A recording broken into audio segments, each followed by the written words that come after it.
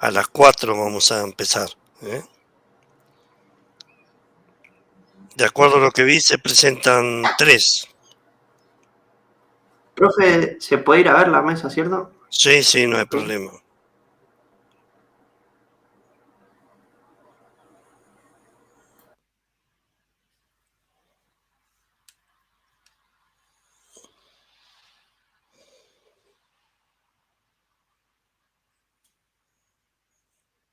Se recién estaba mirando el listado y hay 2 chicos que se han borrado.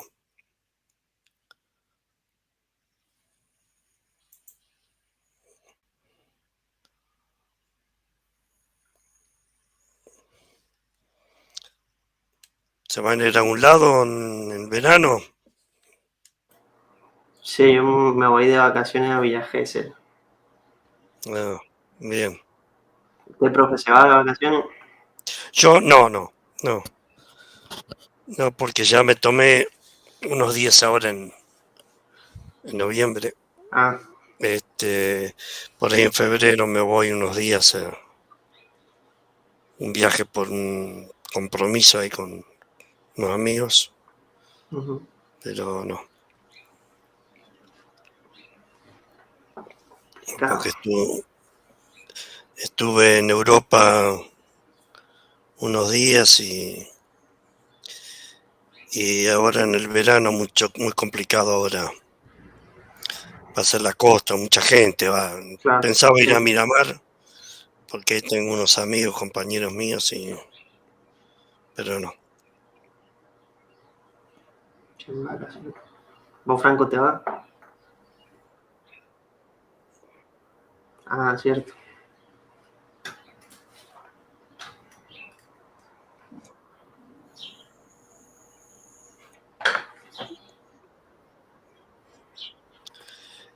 Creo que falta una chica, ya te digo.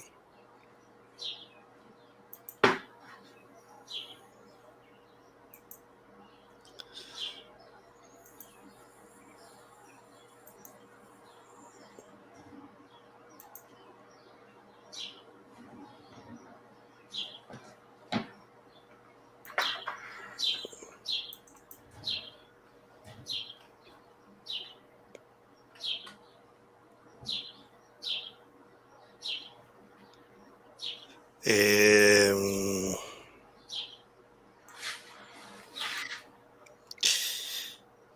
bueno, Franco Nicolás, vos.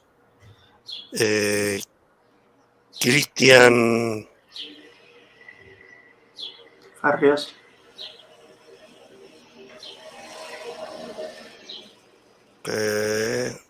Micaela Rocío, que es la chica que falta.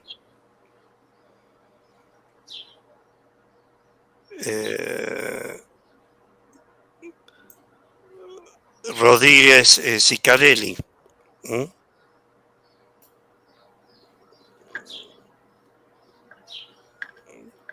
Son las 3 personas.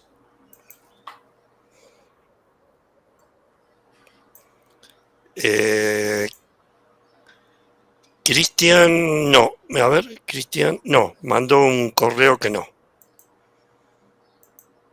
Me avisaron que no se presentaba.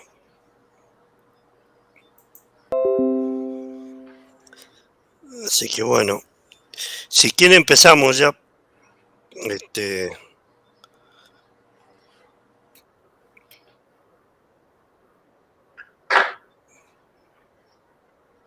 Yo le pasé el link ahí.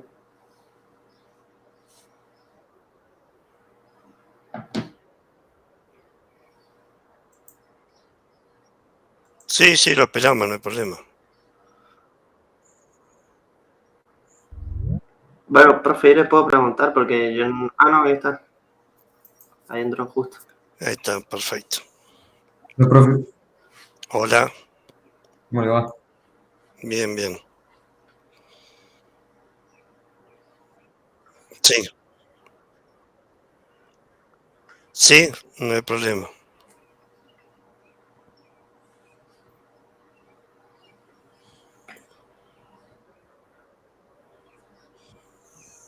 Estoy viendo a mí. Se ve la pantalla.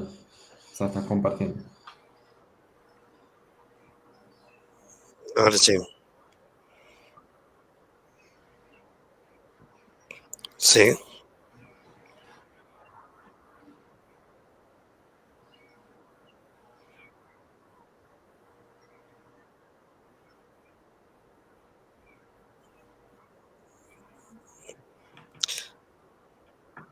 Sí.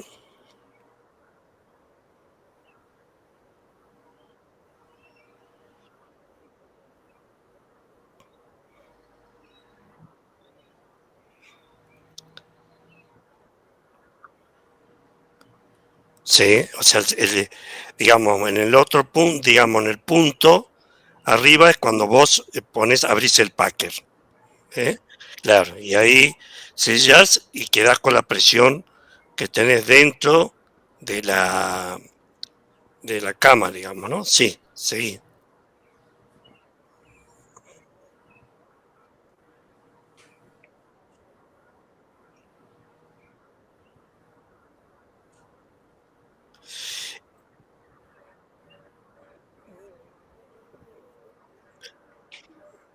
Exacto. El primer flujo, que es un flujo corto, que son 5 minutos o un poquito más, pero es un flujo de 5 o 8 minutos, depende del diseño que uno plantee, como para limpiar el pozo y sobre todo sacar las sobrepresiones que podemos llegar a tener provocada por el lodo, ¿no es cierto? Durante la perforación. ¿No?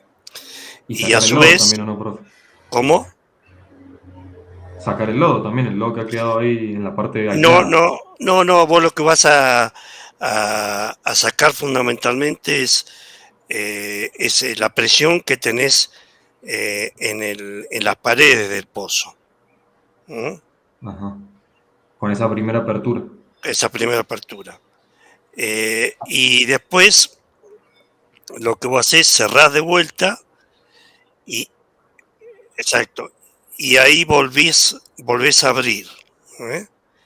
Entonces, hay quienes toman en el donde dice primer flujo, se puede tomar ya la presión, pero la mejor, digamos de una manera, la primera presión es la original, la presión que nosotros tendríamos en el reservorio más puro, digamos, ¿no?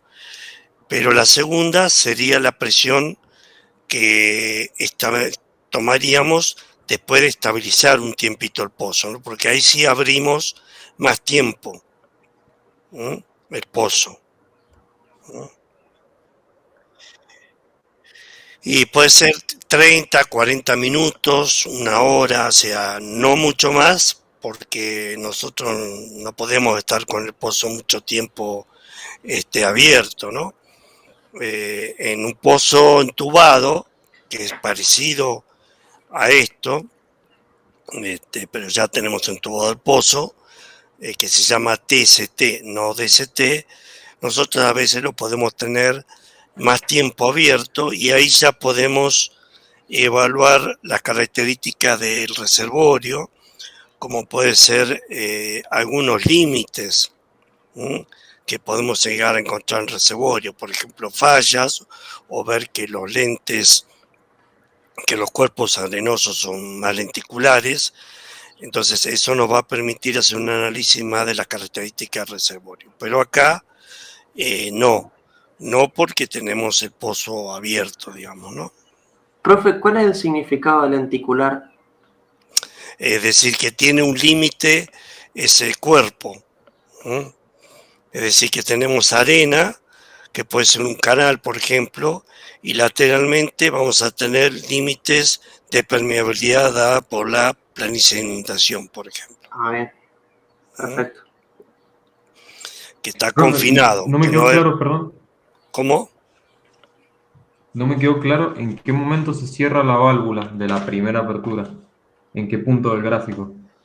Cuando nosotros acá estamos bajando y ahí cuando ya fijamos cerramos la...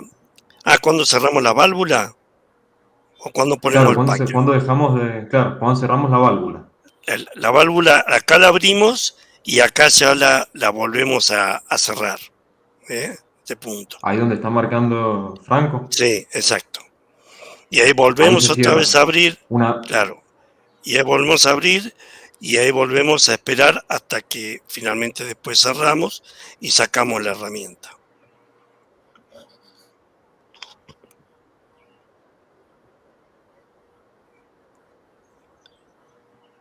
No, ahí abrimos la válvula. Después ahí en ese punto de arriba, donde dice 9, ahí sí volvés a abrir ya ya abrí la válvula, ¿está? No, el packer, perdón, el packer. Un poquito. Sí, a ver, en el punto 9, hasta ahí, ahí ya procedes a cerrar la válvula. Y ahí ya sacas el packer. Un poquito más a la derecha, ves que está más o menos horizontal. Ahí ya empezás a sacar el packer y empezás a sacar la herramienta. ¿Y por qué vuelve, profe, a la presión hidrostática entonces? A la misma del principio.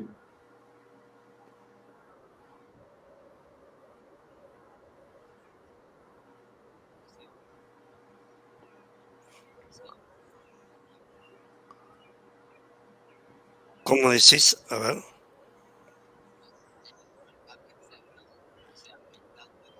Sí.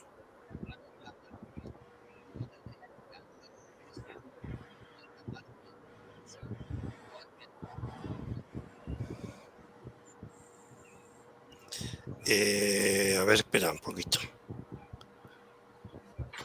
O sea, acá estás abriendo.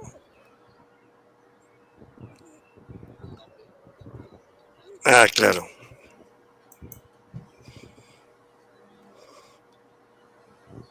O sea, abrir la válvula, empieza a subir la presión, y después arriba, en ese punto ahí, vos ya cerrás la válvula y se estabiliza con la presión que vos tenés ahí adentro.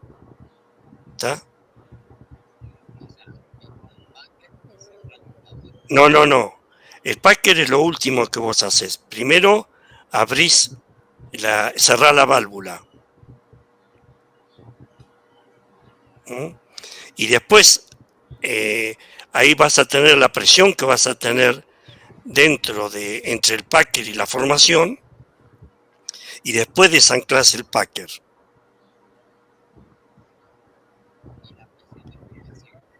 Va a ser el punto, claro, va a ser este punto, pero ahí hay que ver cómo responde las diferentes, se sacan, se hace un análisis. Este es un análisis que se hace clásico.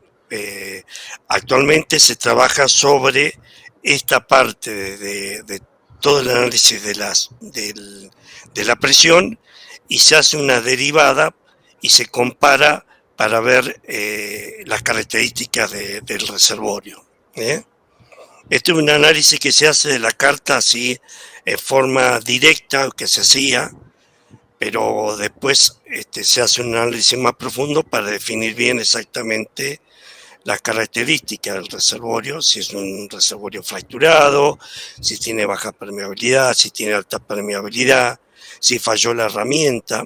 Todo eso lo analizas con una derivada de la zona que va desde el punto, desde ahí, digamos, desde más abajo, no veo bien, desde ahí hasta arriba, digamos, hasta el punto 9.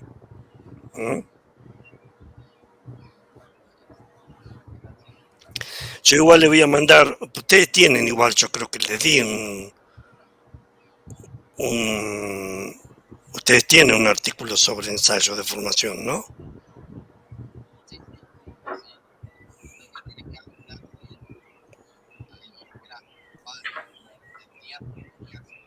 Claro.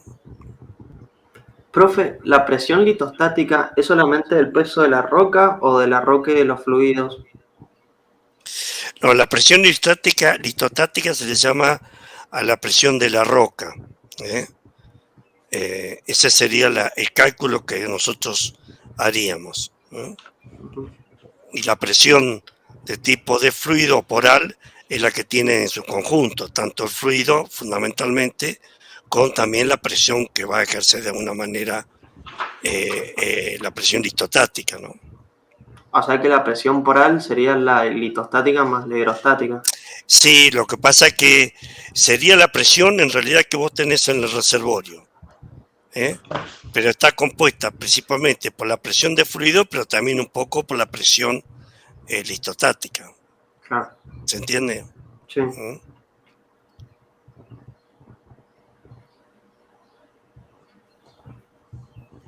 Profe, yo le quería preguntar del ensayo del gas total, que no sé si lo que entiendo es correcto.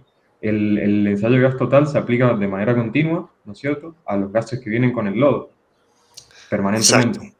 Sí. Para detectar un gas interesante. Sí, para detectar una anomalía, ¿no? Nosotros vamos a estar leyendo un gas, un valor de gas determinado, que es lo que se llama el background, o sea, el valor de fondo, en el momento que empezamos a perforar, que es el valor de gas que estamos recibiendo con el lodo, ¿no?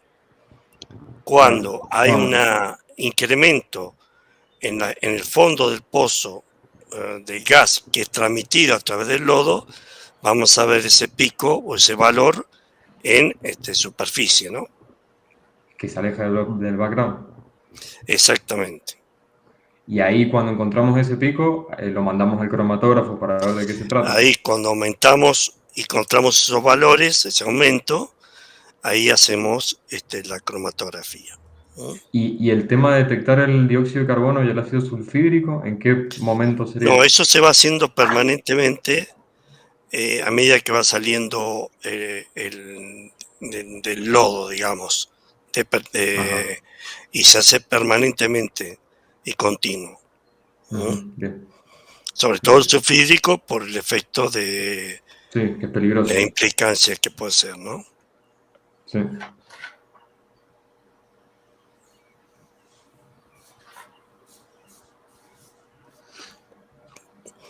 Siempre hay que tener en cuenta cuando hacen la detección de gas, o cuando vamos haciendo el gas ese total, a veces hay maniobras que pueden llegar a generar la presencia de pico de gas, ¿no? Durante determinadas maniobras de perforación. ¿Y por ejemplo qué? Puede generarme un pico. Y, por ejemplo, cuando nosotros paramos y circulamos durante la perforación, nos puede venir parte de gases, y no son indicadores a veces de la presencia o un incremento grande de gas, sino cuando paramos y circulamos durante la perforación, puede subir ese aumento de gas, por ejemplo.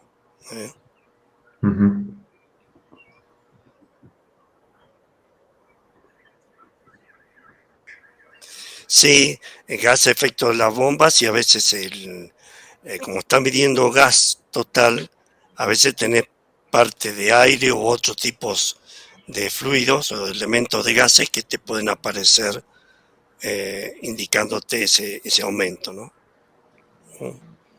Y podemos llegar a determinar... Se llama gas de maniobra, se dice. ¿Y cuándo se determina eso? ¿Durante el gas total o nos damos cuenta en el cromatógrafo? Con el gas total. No, el gas total. Pero vos lo vas a saber porque lo vas a relacionar con alguna maniobra que estás haciendo durante la operación, digamos, ¿no?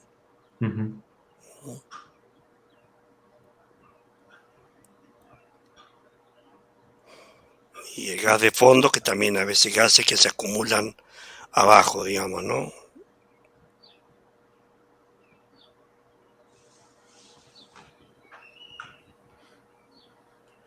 Profe, en el tema de trampas, que habíamos visto que las trampas estructurales requieren sello solamente arriba. ¿Eso por qué es? No requieren sello arriba. El sello arriba es muy importante porque de alguna manera el fluido va a tender por flotabilidad a subir. Pero vos tenés que hablar, y más cuando lo vayan a ver en la exploración, lo que sería cómo hacer el cálculo de riesgo.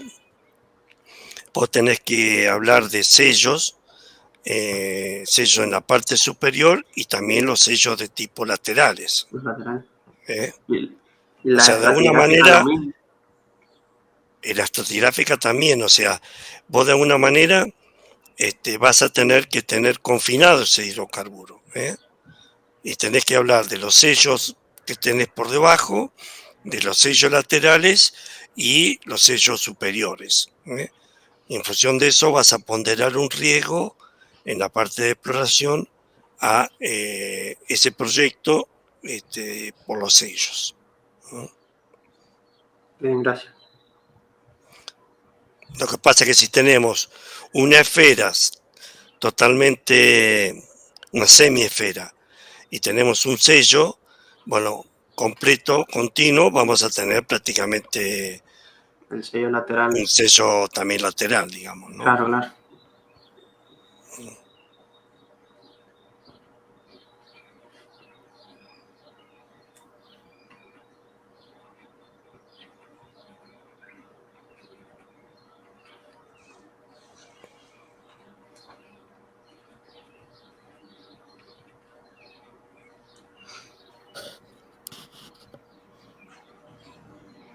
¿Alguna pregunta más, chicos?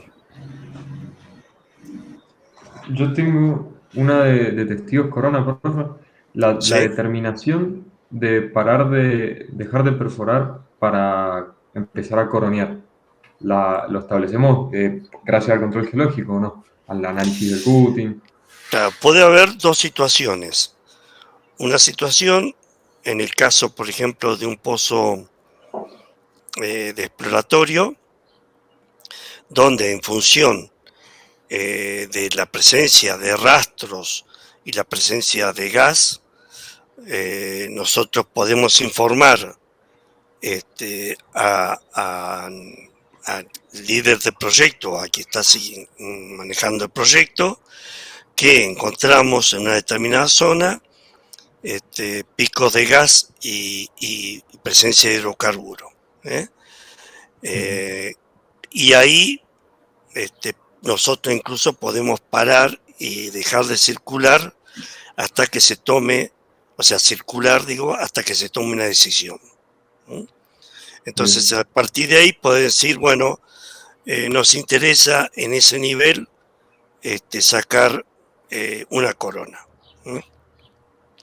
La otra situación puede ser un pozo de desarrollo o pozos de avanzada, donde ya tenemos predefinido a qué profundidad nosotros queremos sacar testigo corona. Entonces hacemos la correlación entre pozos y en función de la información también del cutting, definimos un nivel para colgarnos o para correlacionar, y a partir de ahí decimos a tal profundidad de ese nivel queremos sacar un testigo corona. Es decir, por ejemplo, en los dos pozos que tenemos a 500 metros del que estamos perforando, tenemos a una profundidad determinada un nivel de anhidrita,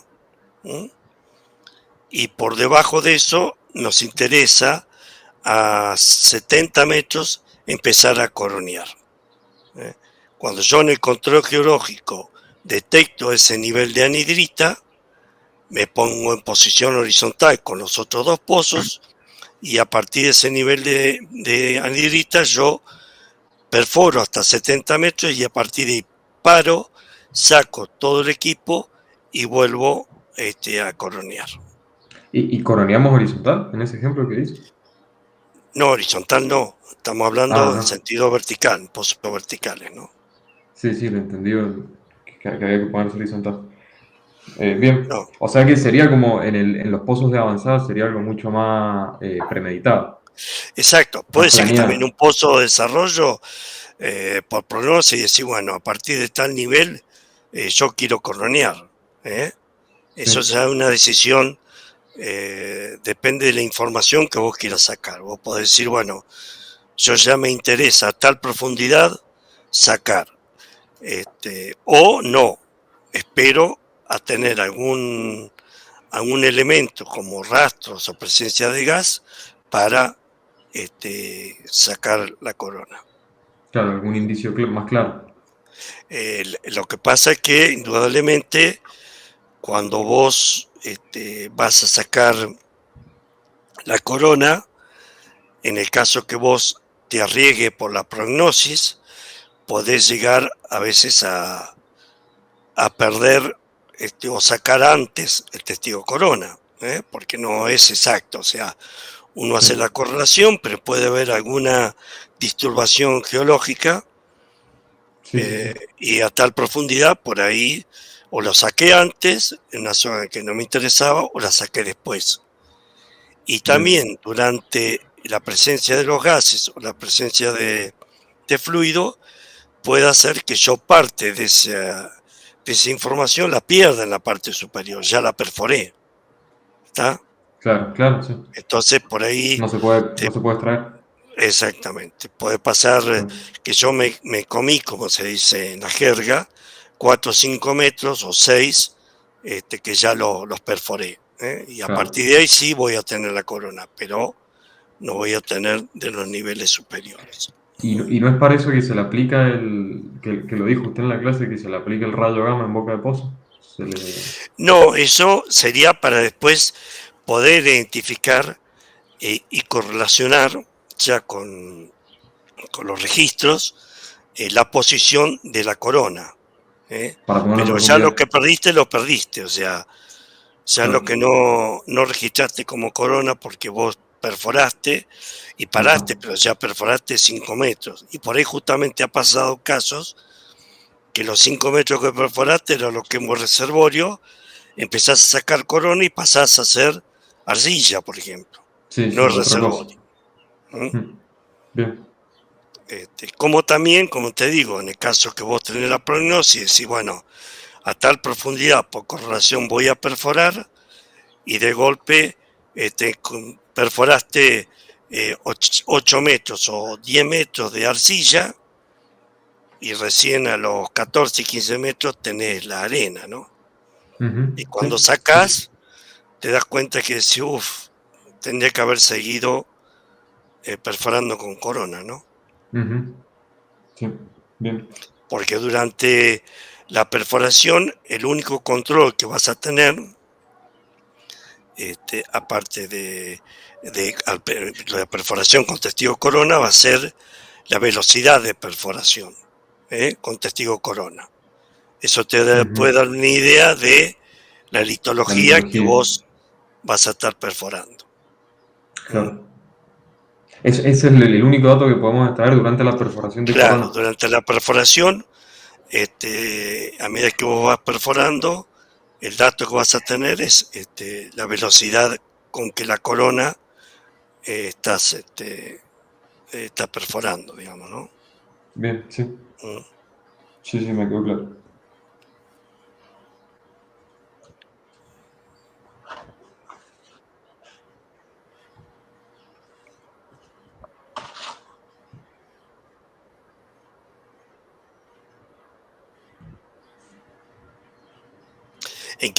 ¿A qué te referís los pasos?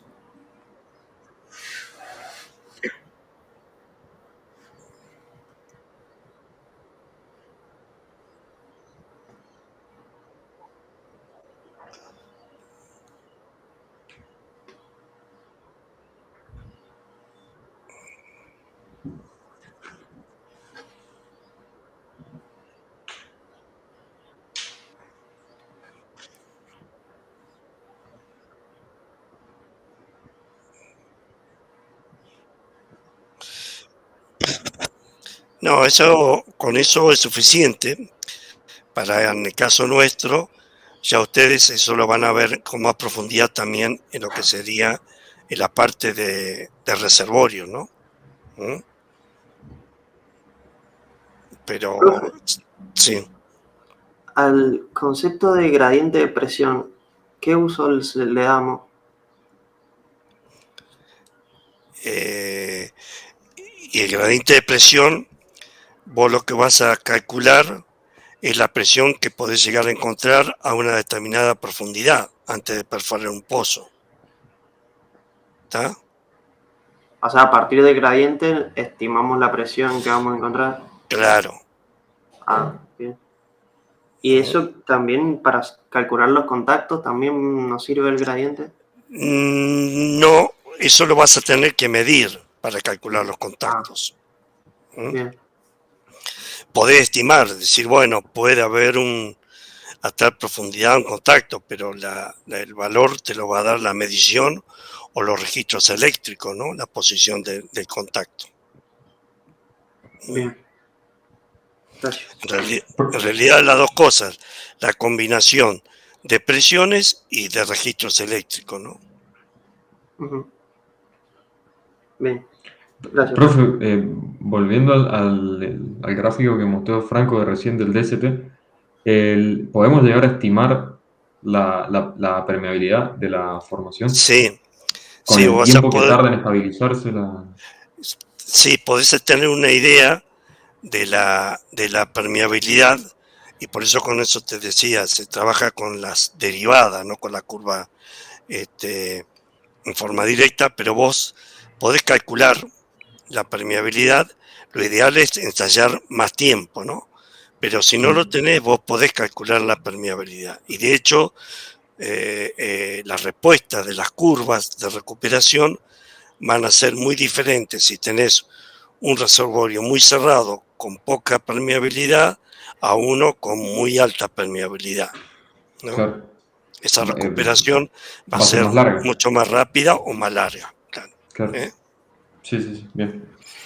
Eso lo van a analizar después en más detalle. Anteriormente el DCT, como les comentaba, las curvas, ahora se pueden medir en superficie las respuestas. Antes no, entonces se sacaba la carta y finalmente ahí en el pozo se hacía la interpretación. Ajá. Ahora, con la lectura de superficie y teniendo las cartas, con los software que tenemos, se hace la interpretación en el pozo, pero mucho más precisa y exacta. Incluso no es necesario estar en el pozo, se le manda la información al proyectista o la persona que se dedica a interpretar este tipo de herramientas, y la interpreta en cualquier lugar, ¿no? O sea, esa información te la mandan desde el pozo en Argelia y vos acá en tiempo real la podés interpretar. Sí, perfecto.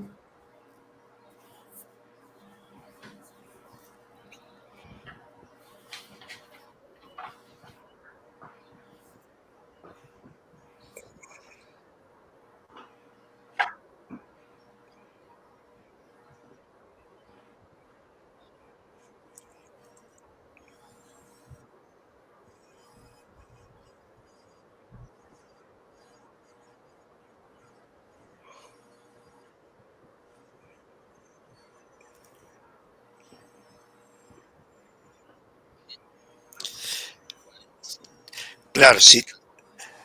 Ahí eso en léalo que está ahí, digamos, está en el librito ese que yo le di, pero ustedes, por ejemplo, en una zona que no tiene interés, ustedes que ya conocen, ¿no es cierto? Porque ya se perforó en un pozo exploratorio, la cosa puede ser diferente cuando no tenemos ningún dato. Pero nosotros vamos a perforar, por ejemplo, la cuenca cacuyana, donde ya tenés 700 pozos, 1000 pozos, y sabés que en determinadas zonas, en el terciario, prácticamente tenés muy pocas posibilidades, casi no hay. Entonces ahí vas a perforar, por un lado, más rápido, y el muestreo lo podés hacer cada 5 u 8 metros. Cuando ya entras en la zona de interés, ya ahí el muestreo lo vas a hacer por ahí cada 2 metros y vas a tener que bajar de alguna manera también la velocidad de perforación. ¿Está? ¿Y por qué se baja la velocidad? y porque si no, no te da el tiempo a sacar la cantidad de muestras que vos querés. Porque vos podés llegar a perforar 100 metros en una hora, o 150 metros en una hora. Entonces, si vos querés sacar tantas muestras, no te va a dar los tiempos por la velocidad de perforación que vas, ¿no? Vas a sacar la precisión, vas a sacar un promedio de 20, 30 metros por digamos, 20 metros, 15 por minuto perforado, ¿está?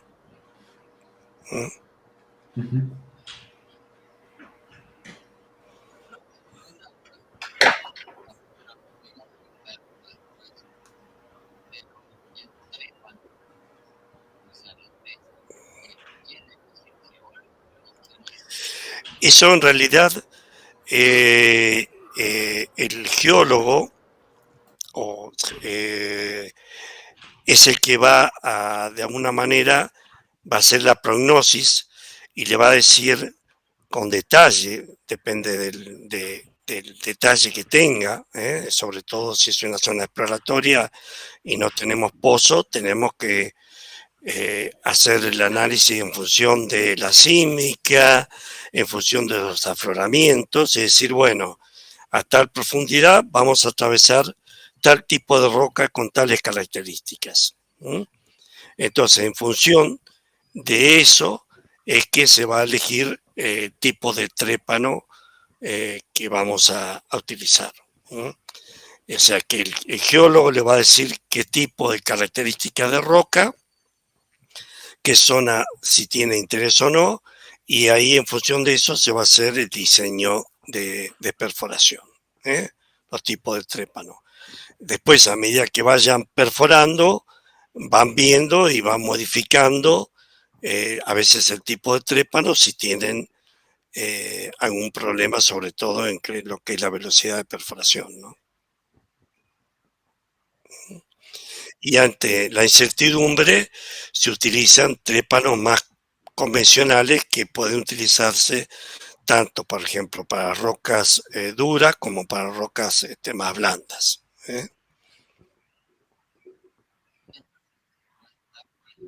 Supongo que sí, que o sea, van a verlo.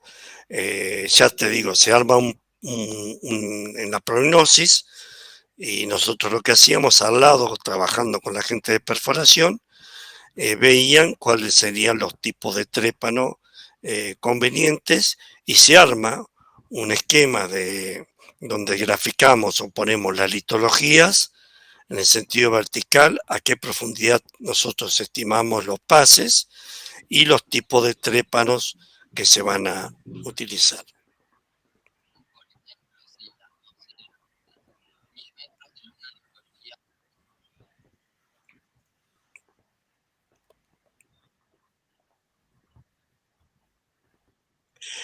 Exacto, exacto.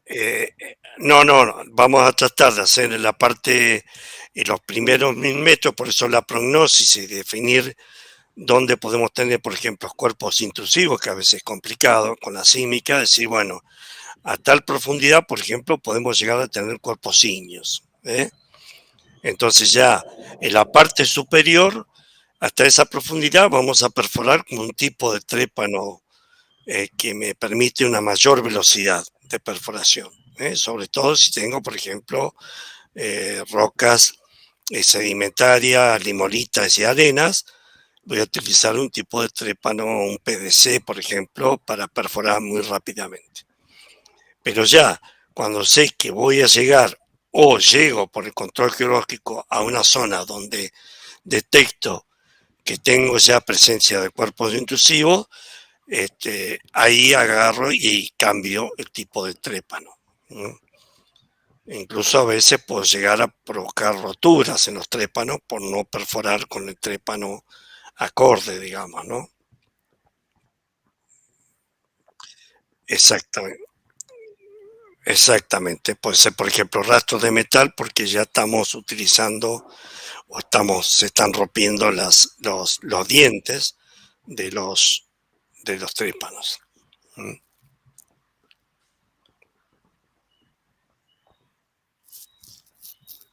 Profe, ¿el pozo de avanzada y el pozo de desarrollo es lo mismo? ¿O el de avanzada está más relacionado al No, exploratorio? tenemos pozos de exploración, después con los pozos de avanzada, nosotros, digamos, pozos de exploración, vamos a definir el área donde tenemos un volumen determinado de hidrocarburos y donde definimos, si podemos, también los contactos de los fluidos.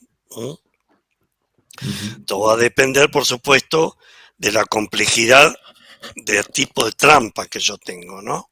Si yo tengo una trampa clásica, estructural, de un anticlinal, por ahí con pocos pozos de avanzada, yo puedo definir el área y el volumen y los contactos. Bien. Una vez que yo definí eso, ya tengo definido el proyecto y ajustado como para hacer un cálculo también desde el punto de vista económico, y definir cómo voy a hacer el desarrollo de esa área. Y ahí ya entran los pozos de desarrollo, con un distanciamiento determinado y con una característica de pozo determinado que lo voy a hacer para que el proyecto sea económico y rentable, ¿no? ¿Y el productor? ¿Y el desarrollo pasa a ser, claro, puede ser productor o no, puede ser que en algunos casos, algunos pozos no sean productores, o sea, sean secos, ¿no? O sea, no encontré el reservorio, hay algo, claro, exactamente, hubo agua. Entonces ese tipo de pozo muchas veces lo puedo reutilizar como pozo de tipo inyector o tener que perforar en determinadas zonas pozos exclusivamente para inyectar presión. Esos son los pozos de tipo inyectores, digamos, ¿no?